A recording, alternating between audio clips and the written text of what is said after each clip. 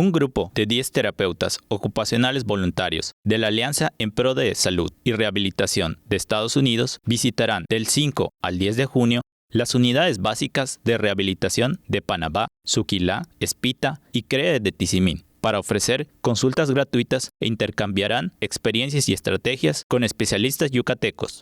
Alianza en Pro de la Salud de Ohio y el Club Rotario de Meridanas sumaron esfuerzos para que los pacientes de los 4 municipios reciban la mejor atención en rehabilitación y fisioterapia.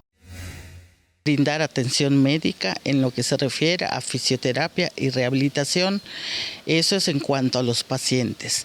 Pero también va a haber un intercambio de conocimientos en herramientas, estrategias y técnicas de rehabilitación con los terapeutas de Estados Unidos y los terapeutas de las VR. En marzo pasado, los voluntarios visitaron 4 centros de atención múltiple de Mérida, donde ofrecieron terapias especializadas. Con imágenes de Jorge Quimé, información de Álvaro Martínez, Tele Yucatán te informa.